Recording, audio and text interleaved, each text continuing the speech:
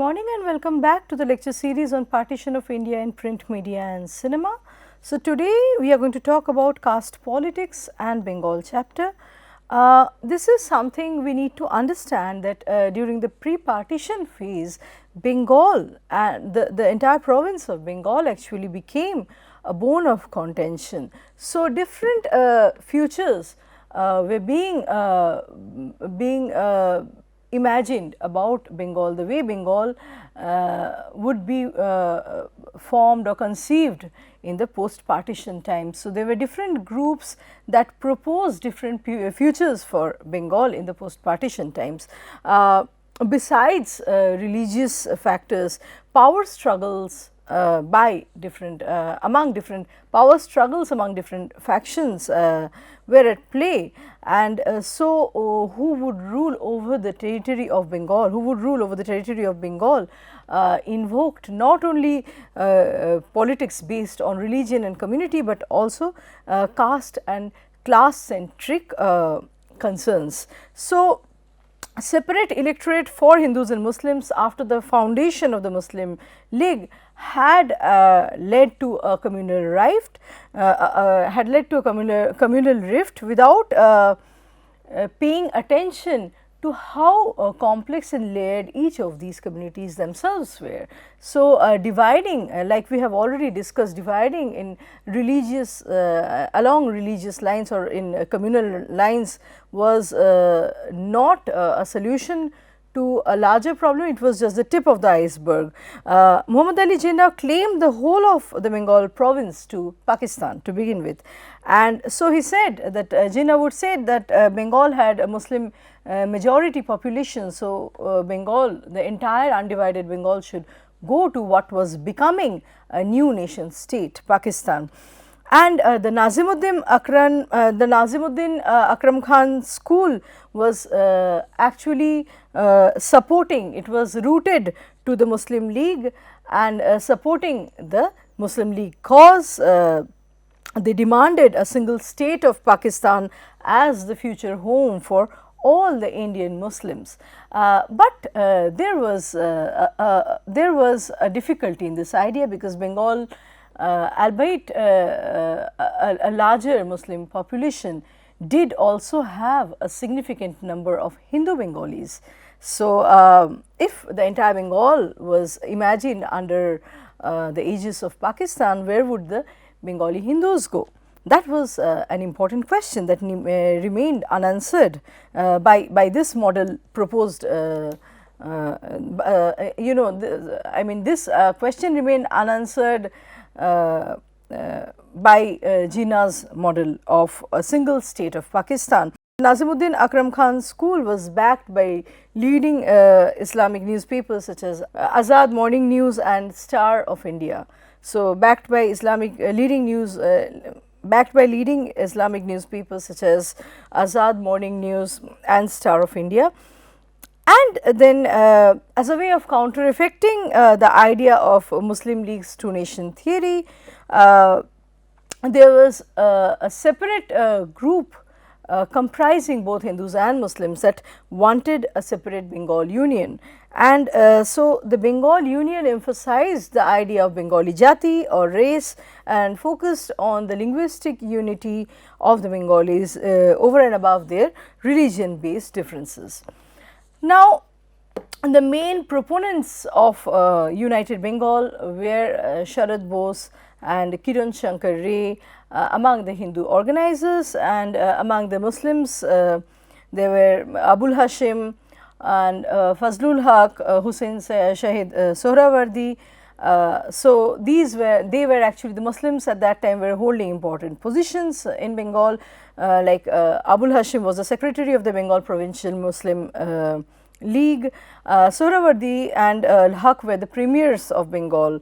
So, these leaders from among the Hindus and Muslims pushed for the idea of a united Bengal, and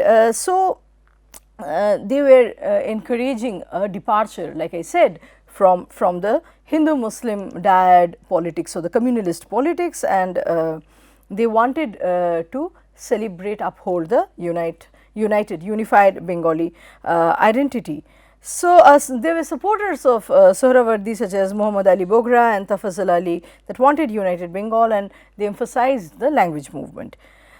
So, however, we see that this plan or this proposition of a united Bengal or the idea of a sovereign Bengal was met with strong opposition by Congress High Command and also by Jinnah's followers. So,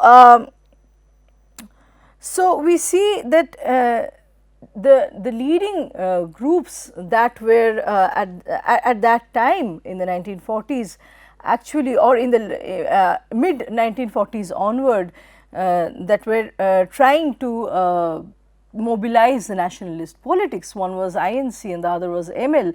Both of them were not happy with the idea of united Bengal. So, we see that the Hindu Bengalis actually side with Congress, Bengal Provincial Congress, which was backed by Congress High Command. And so there are different kinds of ideas about where Bengal should go. Now, what motivates each of this group? Let us see. So, the Muslim leaders such as Hashim Sohrawardi group fought for an integrated Bengal in segregation from the Pakistan that would be formed by the northwestern frontier province states. So, this is because how would that benefit the Bengali Muslim leaders? They were aware that formation of a Pakistan comprising Punjabi and Bengali Muslims might lead to exploitation of Bengal's topography by the western Pakistan, and there would be reinforcing of the Ashraf Atraf hierarchy within the Muslim community. So, the Bengalis might stand disadvantaged in this scheme. So, formation of a unified Pakistan would lead to establishment of political, cultural and economic supremacy of the Urdu speaking and more affluent Muslims over the Bengali Muslims that are largely understood as belonging to the peasant and belonging to the peasant and Dalit backgrounds. So, although this is a kind of stereotype that can be challenged and that has been challenged, the fact that all Bengali Muslims are indeed hail from peasantry background and are part of the Dalit populace. This is one prominent stereotype that Bangladeshi writers have challenged, or the Bengali Muslims have challenged in many ways. So, Hashim Sohrawardi School's proposal for a united Bengal would aim at a twofold advantage. One would be ruling over the entire Bengal, because the Muslims were a majority over there in the province, and the second would be not having to bow before the North Indian Muslim counterparts. Although there were Hindu Bengalis also pushing for the idea of Bengal Union, major Congress leaders such as Sardar Patel would refrain from supporting them, and they actually vehemently protested to this idea, against this idea. So,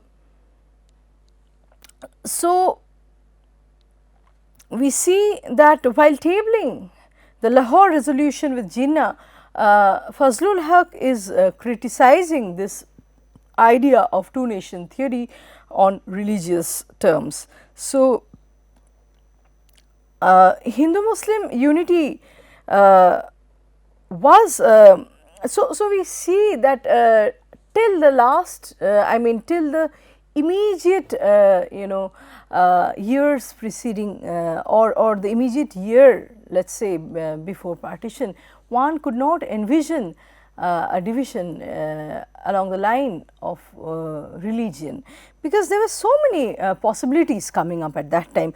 One case in hand would be Haq's Krishak Praja Party that was trying to unify, that was trying to voice out the demands of the Krishak or the peasants. So, a party that is based on the idea of mobilizing the demands or the demands or the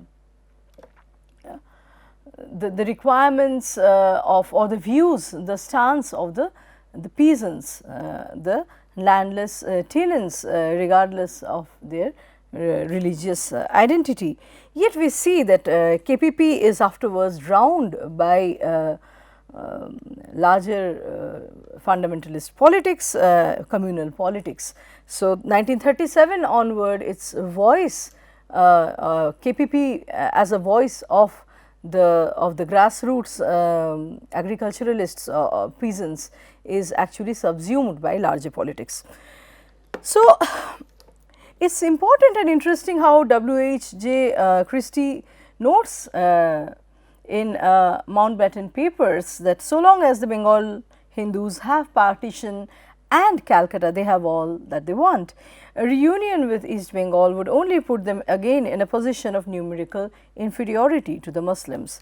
So, Jinnah was eyeing Bengal as a bargaining counter, and yet his relation with the Bengali Muslims was ambiguous right from the beginning.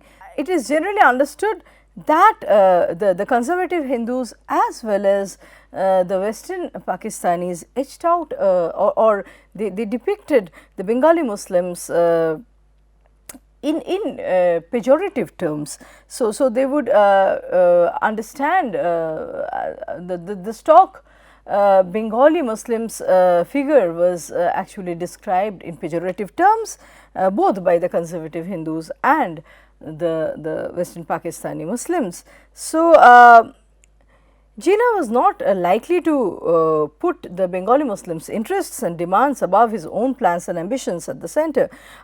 Bengal Congress actually opted for a partition of Bengal, such that post 1946-47 there was a resolution by the Bengali Hindu elites that a Hindu majority province, which is currently West Bengal, be carved out rather than the entire Bengal be ruled by Muslim leaders. So, this is also because of the kind of portrayal, the popular imagination and imaging of Sohrawardi among the Bengalis, especially the elite Hindu Bengalis. Sohrawardi had become the new Prime Minister of Bengal after the 1946 elections, and the Hindu Bhadralok section, the Hindu refined class upper caste section were disillusioned by this political development. So, Sohrawardi is generally, especially in this side of Bengal, I mean the Indian Bengalis commonly vilify the image of Sohrawardi as a figure of corruption, and he is held as personally culpable for a large number of deaths due to starvation in the Bengal famine, which was largely understood as man-made. As well, Sohrawardi is understood as a chief actor and architect of the great Calcutta killings. So, Jinnah's emphasis on the single language, that is Urdu, was a pointer towards a single frame of nation where multiplicities, multiple existence, multiple ways of life would not be encouraged. So, it was actually a step towards totalitarianism.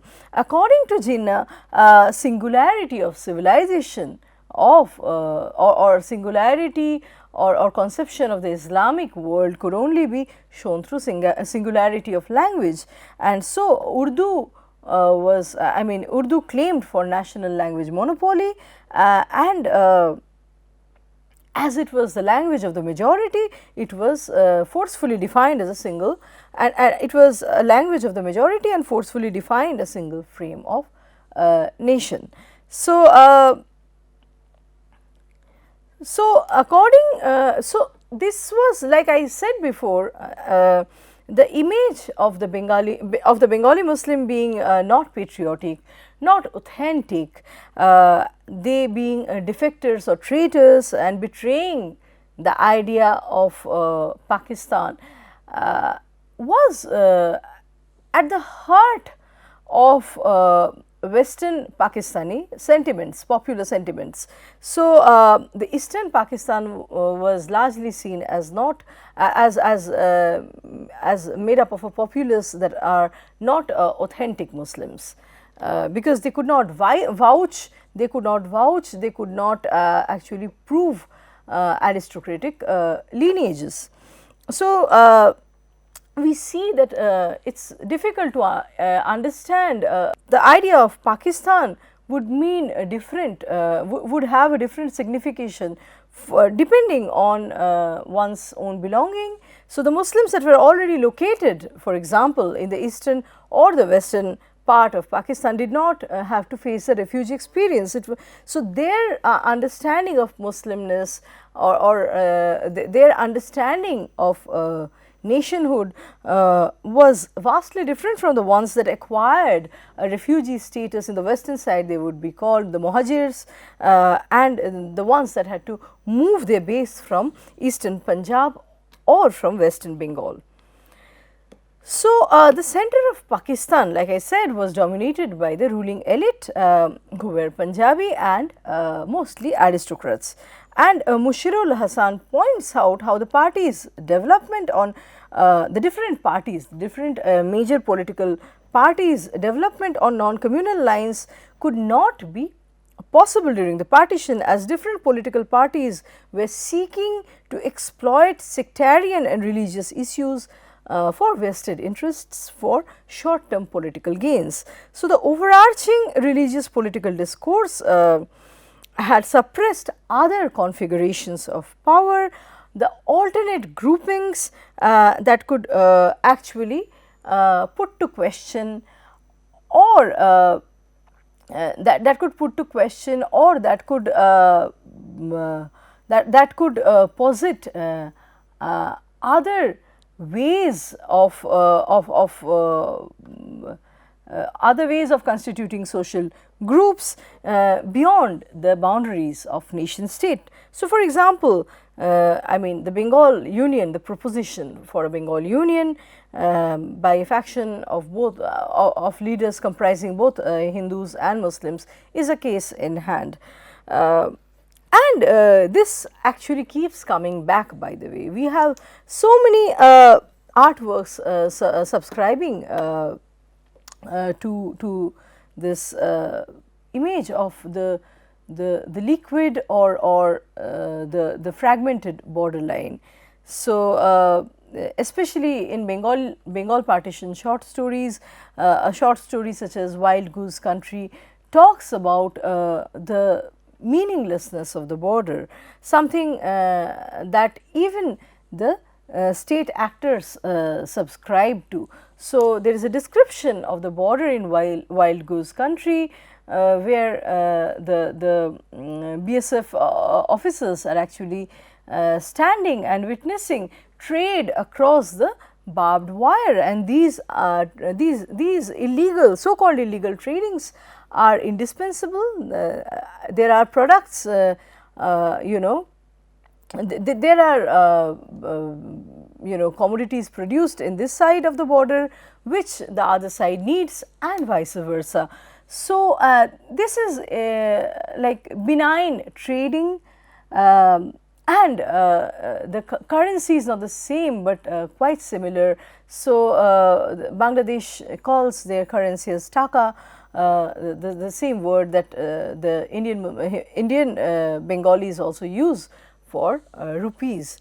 So, there is a lot of similarity and yet a conscious difference being maintained. So, it is a curious situation in the borders of both sides, where it is very difficult to narrate unilinear to narrate a unilinear account of India-Pakistan hatred. It is a kind of love-hate relationship, and I mean humanity is actually same if not similar. So, there is a point in Wild Goose Country where one of the characters see the people, the passengers in a train or in a bus, and says that what is the difference between them and us, why this them and us boundary even. So, it actually is fragile, it seems fake, and a lot of people actually go on to question it. Yet, we see that after 1952, the borders are actually hardened with the introduction of the passport system, and so there is this fear of not being able, the fear generated among the minorities especially, that they cannot go, they cannot safeguard their own interests in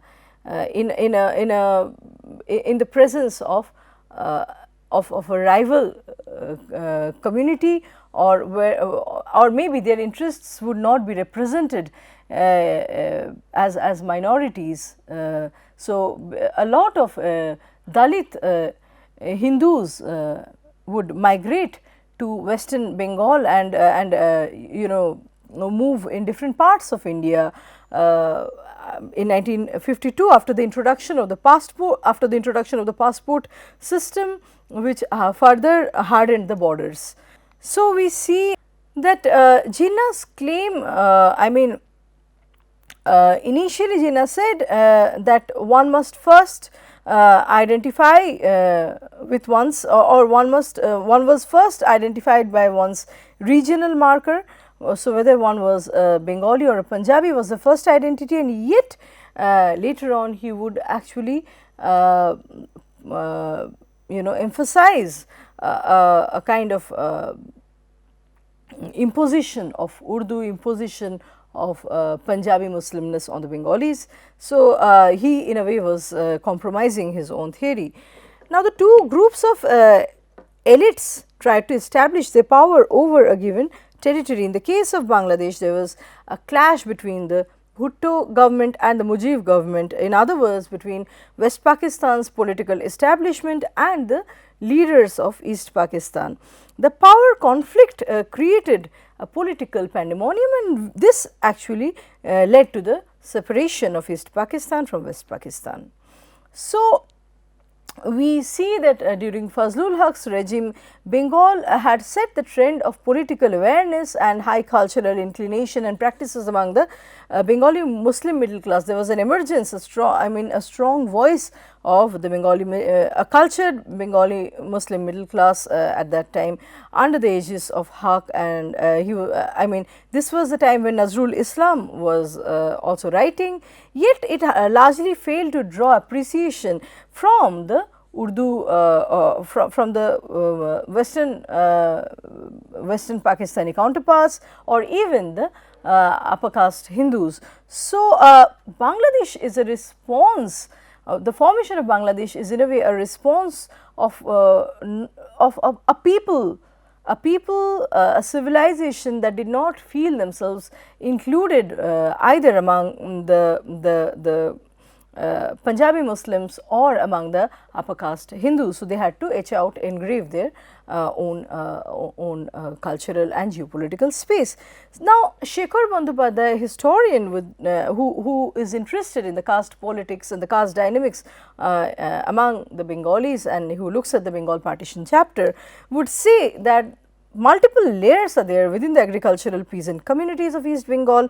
So, Dalitness is not a blanket condition or a blanket meaning outside of its outside of the class factor. So, while the poverty stricken Dalits were more concerned with economic upliftment and abolition of social hierarchies, the upper class Dalits were more interested in adopting regressive views. They presented reactionary ideas. They were willing to be institutionally accepted among the traditional upper caste Hindus, and so while Dalits, the grassroots Dalits were subordinated by the Hindu Bhadralok and the elite Muslims, the interest groups that had gained socio-economic mobility and escalation would bargain with mainstream political leaders.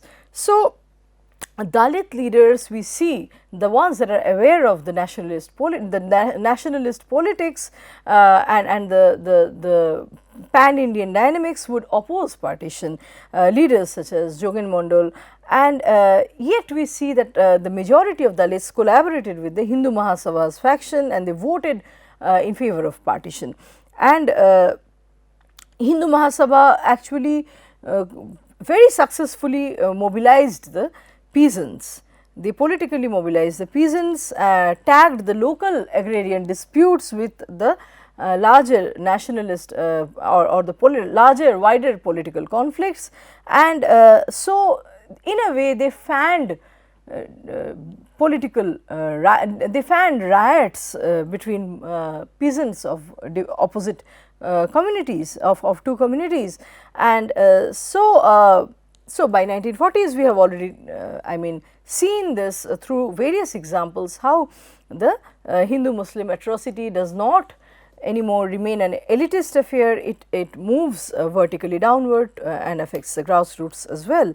So, poor scheduled caste masses mostly supported mainstream Hindu sentiments following the trail of Mahasabha's ideas, and so they proposed integrationist positions and agreed to see themselves as a part of the Hindu majority nation state, and yet to their betrayal their provinces, the Namasudra provinces remain part of Bangladesh. So, those provinces such as the Dalit provinces such as Bakarganj, Faridpur, Jasor, Khulna, Rajbansi areas such as Rangpur, Dinajpur, they all actually go to Bangladesh. The Ratcliffe line is a permanent, it's something that has never it is something that stupefied, it left the masses to a state of stupor from which they never recovered. Actually, it was so arbitrary and so illogical, no one knew till a point which provinces would go to which side, and this was a case both on the western and the eastern side. So, Dalits were not prepared with socio-economic capital to resettle themselves properly in a new land, and so they were, their misplaced support was misused by elite politics, and they were their social mobility was undone, their caste based unity was actually it fell apart, and it caused them, the partition caused them to migrate to India as almost as paupers. So, we see that we have already talked about these things, how Ratcliffe line, the boundary award on Bengal was largely from above, and the senior police officers were being selected by the Muslim League government.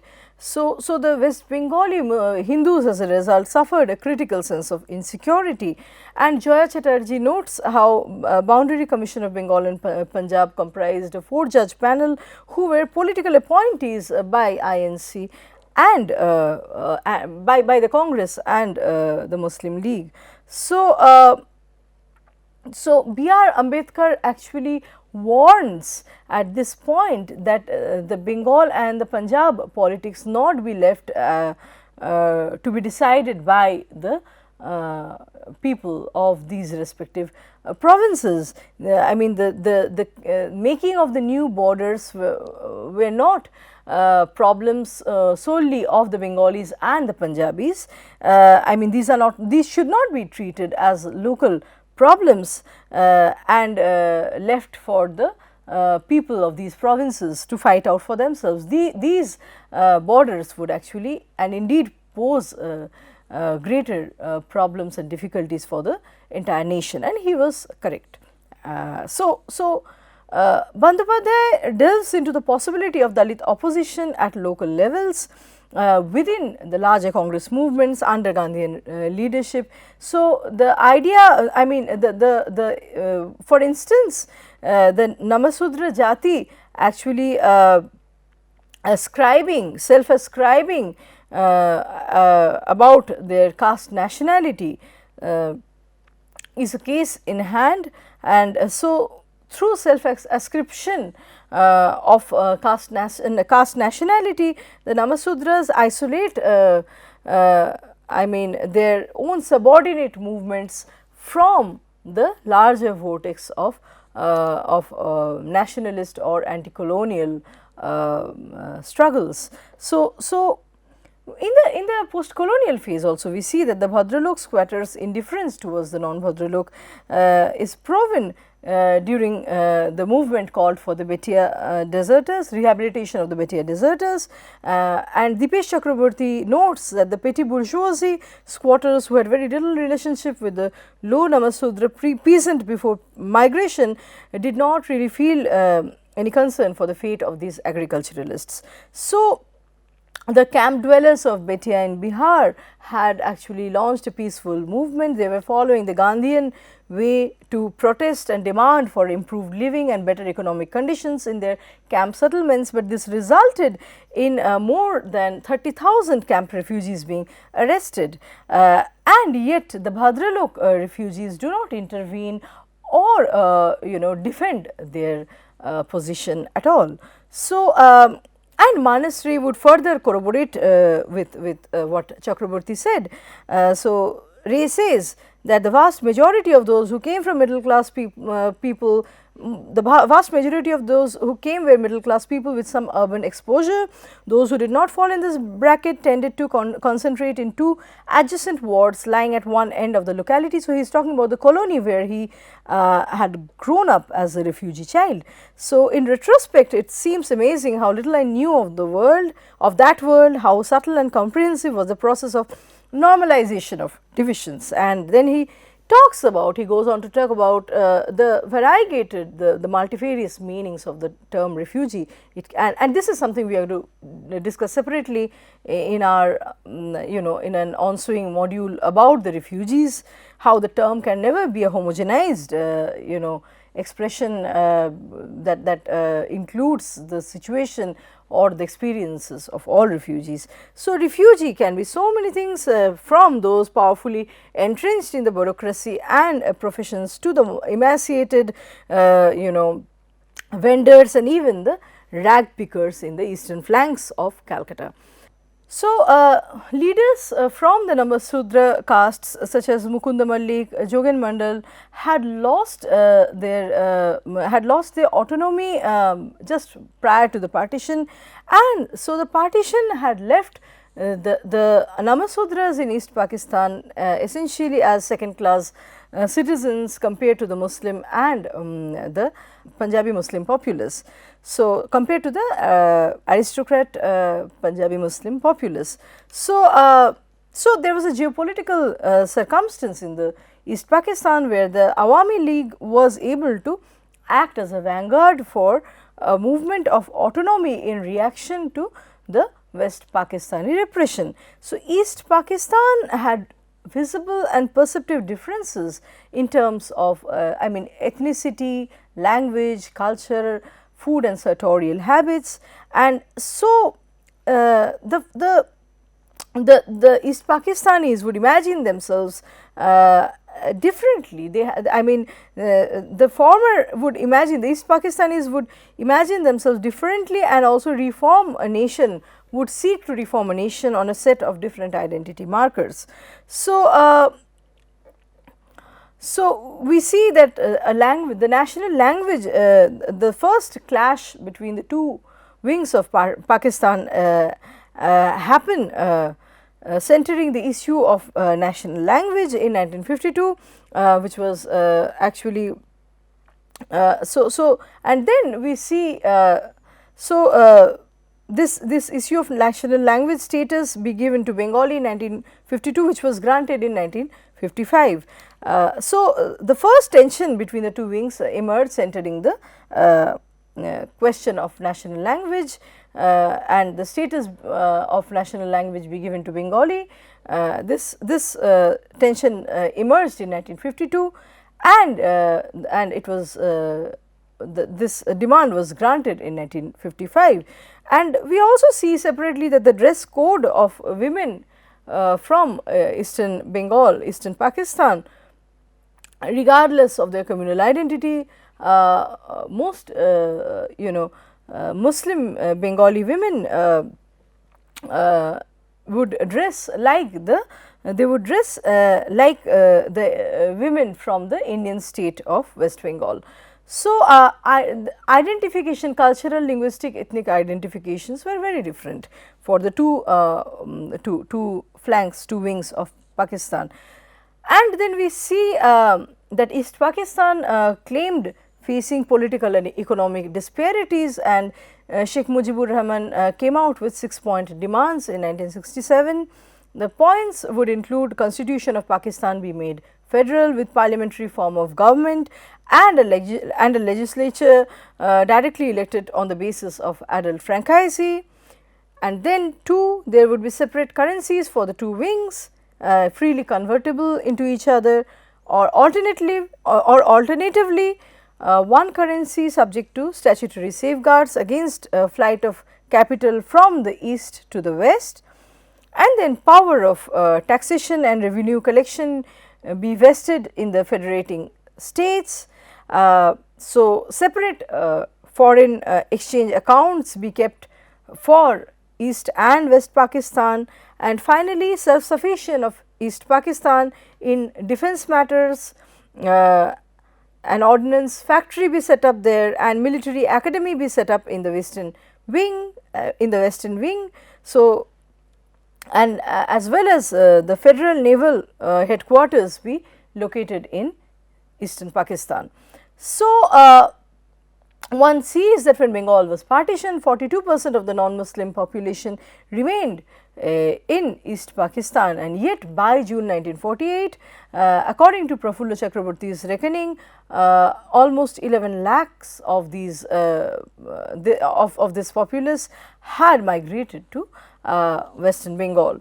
So, statistics of relief department of the western of the government of West Bengal, statistics of the relief department of the government of West Bengal notes that about 66% of the refugees that settled in Calcutta were from the upper castes. So, most of the refugees were scattered in the 13 districts of the province, and a majority of them went resettled in Nadia, in the Nadia district. So, in the main hub of the city, those who could relocate themselves were from Bhadralok class origin, and the ones that had to go resettle in other parts of West Bengal, the suburban parts were from peasantry and artisan background. So,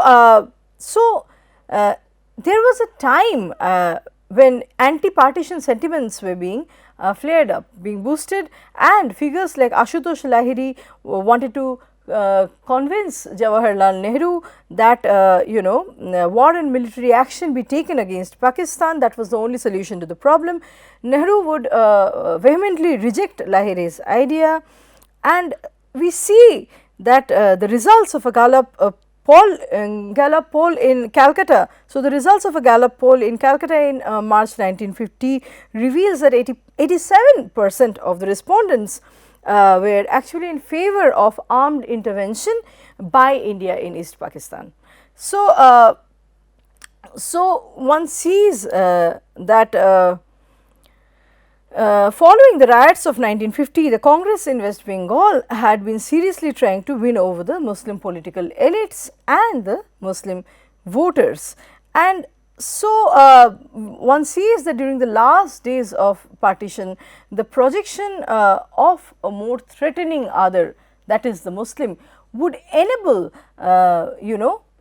submerging the cause of the Dalit with the Hindu cause. So, the minorities would be subsumed within Hindu politics by Congress and Mahasabha through projection of the Muslim as the threatening or the violent other. So, so the Nehru government actually sought to appropriate Dalit dissidents through the question of social justice, and Ambedkar was actually frustrated over the orthodox situation or position of Congress, and he resigned from his cabinet position against in the context of the Hindu Code Bill. In the context of Hindu Code Bill, Dr. Ambedkar actually resigns from his cabinet position, frustrated over the orthodox position of the Congress. So, the mainstream media depicts this as Ambedkar's strategic grandstanding for the election, and so we see that eventually the prominent Dalit leaders are sucked into major political factions, be it Congress or some other major political party, or they remain in East Pakistan. So, during the 1970 election, the right wing political parties emphasized Islam, and yet they were greatly thwarted. They faced a significant defeat.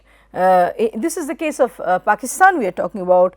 The right wing political parties that emphasized Islam as the point of unity, and actually forwarded their programs based on Islamic ideology, did not fare well, and in comparison both the Awami League and the People's Party of Pakistan won an absolute majority. So, Awami League was actually forwarding the case of regional autonomy, whereas PPP was focusing on a socialist program. So, they had overwhelming victory in both sides of Pakistan. So, both wings of Pakistan. So, and so one sees that the idea of schooling is also very differently developed in these two wings. By 1950s, post 1950s, schools in East Pakistan are excessively overcrowded compared to the West, and by 1970, primary class size in East Pakistan increases by 61% compared to 36% in West Pakistan. So, one sees these differences hardening with progression of time, and finally, after a quarter century union with West Pakistan, the eastern part actually breaks away in 1971.